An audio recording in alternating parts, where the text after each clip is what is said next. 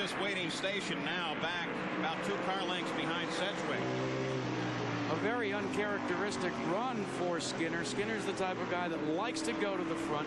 He realizes, running for Richard Childress, that he has to show the same sort of driving style and potential that the other man in black that drives for Childress, Dale Earnhardt, does. But as we're on board, let's watch the line of Skinner's truck as they go down the straightaways. Now you'll see him begin to initiate his turn. He'll plank that left front wheel right below the white line. Now he's accelerating, coming back up through the throttle. Right there is where you might get some wheel spin if you're not real smooth.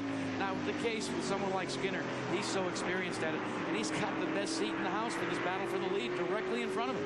Speaking of good views, let's take you now back to look out the back of P.J. Jones's truck. And we've got a spin just coming off at turn 2, and once again, it's Ashley in the 2 truck. Remember, he was the cause of the last caution when he picked some dirt up spinning down the backstretch. No yellow yet. Looks like no harm, no foul. They're going to keep this one going. 78 laps complete. Hornaday still the leader, but Sedgwick is right there. So is Skinner. So is the 31 of Jack Sprague. 15 trucks all on the lead lap. Let's take a look at the spin by car number 2, the David Ashley machine. There he is. He just plain loses it as he comes to the middle of the screen. A close call there by Butler in the yellow truck, but Ashley keeps it in gear and begins to spin the rear wheels trying to get back out. Second time today that Toby Butler has had a close call. Right. He's going to say, okay, that's it. You know, we were talking about Mike Skinner and the man in black. This lead truck, Paul, believe it or not, is owned by the man in black himself. Major big crash. Spin from Pancho Carter. Walker Evans is in it. Lagasse goes down to the inside.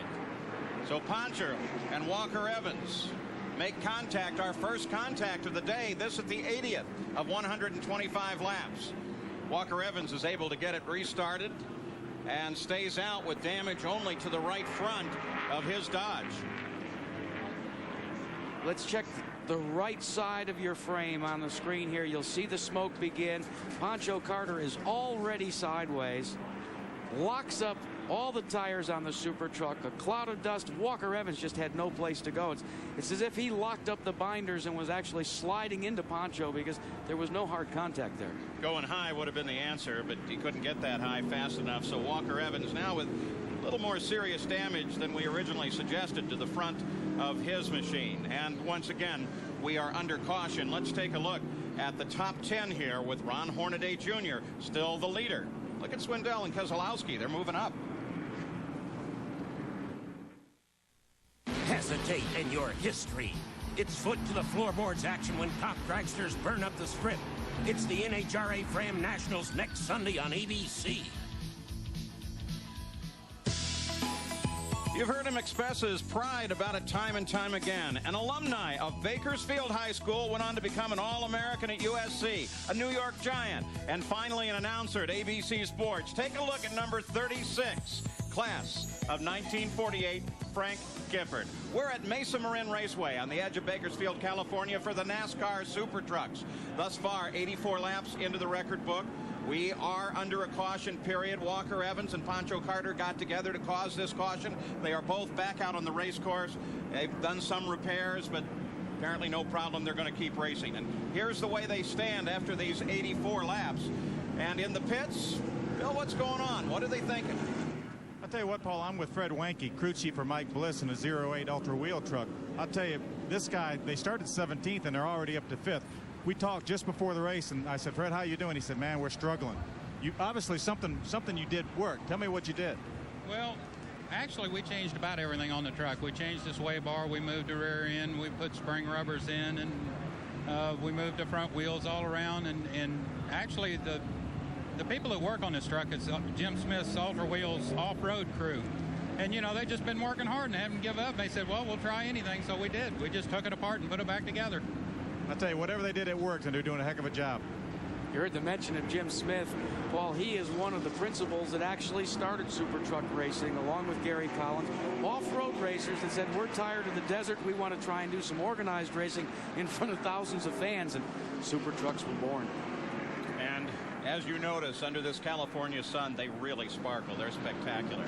Still under caution, though the course itself looks like they're pretty well ready to go. They come into their rows of 2. Cars a lap down to the inside to give the leaders of the race a nice clean shot. And we should go back racing. 125 laps, 62.5 miles the scheduled distance. Now is when we've got to begin to think and see strategy unfolding for the end of the race. If you're in the front 4, do you run flat out? If you're in the back, do you try to come to the front? It's down and dirty time now, Paul. You think they'll go this early? I think they've got to try it out maybe in the initial laps, at least begin to play some dummies to see just what's going to work. Nobody's quite sure yet if Skinner has been holding back and Sedgwick and Hornaday have been running flat out. I think Skinner's going to come up now and challenge just a little bit to see what they've got left, the second and first place machines. First, second, and third break away from the pack. That gives Jack Sprague some distance to make up if he's going to catch Skinner. Right behind him is Bliss, and then Joe Ruttman is beginning to close as well. As we watch on board Mike Skinner's super truck, one of the things that we were talking about at the top of the show is there aren't 200-mile-an-hour speeds. A lot of people didn't think that the draft played or came into play in short track racing, but there's been a lot of experimentation going on, specifically with the folks up at in Connecticut that did the Bodine bobsleds, and they're beginning to think that there might be some nuances to the draft that over all these years people have forgotten about. They run pretty big spoilers both on super trucks and most short track machines, so the draft may be something that short trackers discover very shortly. First, second, and third continue their breakaway. Mike Bliss runs in fourth, and a giant crowd behind them. There's Mike Bliss as he closes on Sprague. This is a battle for fourth place.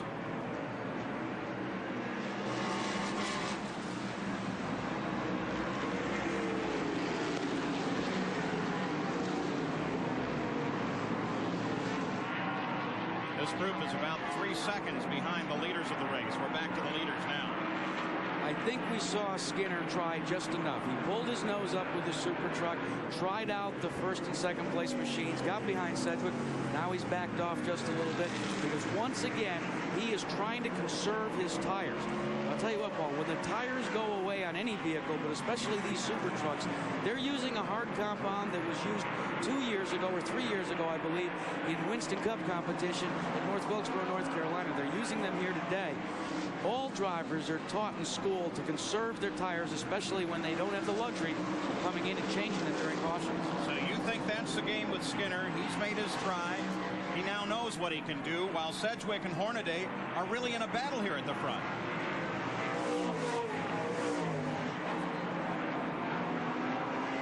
I cannot believe that the front 2 machines have run such a torrid place and, Paul, haven't used up their tires, especially Hornaday and Sedgwick. Skinner, you know, he's the guy that's becoming the tire guru on this series.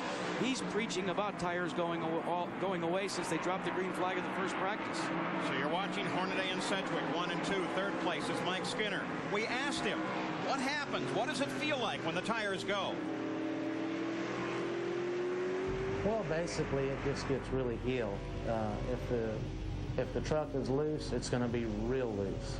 If it's tight, it gets real tight, or it just gets skating. And if the truck's pretty neutral, it just slides off 4 wheels. It really gets ill. Usually, whatever it's doing, it'll do a lot worse. And as we say, when we say a racing tire goes away, Paul, it doesn't wear out. It loses its adhesion because of the fact that a team has tried to force that tire to grip the road in a very awkward position. That's in a cornering situation, and the tire gets so much heat that it begins to loosen its grip. Try and hold on to the side of a railing yourself. After a couple of minutes, you'll start to slip off. Good explanation. I like it too. Gets ill. There's the leader, Ron Hornaday Jr. Let's go to the pits once again. Phil Parsons. Hey, Paul, I'm with Banjo Grimm, one of the crewmen on Ron Hornaday's truck. You guys are setting a blistering pace. You got anything left? I believe so, Phil. Ron feels real comfortable out front, more so than running back behind any trucks. He thinks he's got something for them at the end. That's good. That's Banjo Grimm, crewman for Ron Hornaday. You know, one of the things, Phil and Paul, is everybody wonders about where do they get all these crew members for this series. Well, what a lot of people have done is taken right to Winston Cup once again and taken crew members, Banjo Grimm one of them, and they've brought them to super trucks trying to get these youngsters started. Taking a look back in the field now. You just got a glimpse of the 98 of Butch Miller as he took a move to the outside. Miller has moved from last place up into 8th.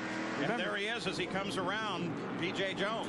Shades of Tucson, Arizona in round 2, where Miller came from the back and really began to challenge and actually led until he ran the tires right off the car in the waning moments.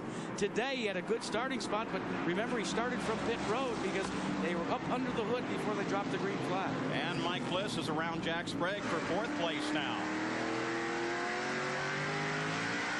Swindell coming up behind PJ. Boy, look at him drift out there. Sammy Swindell in that blue car.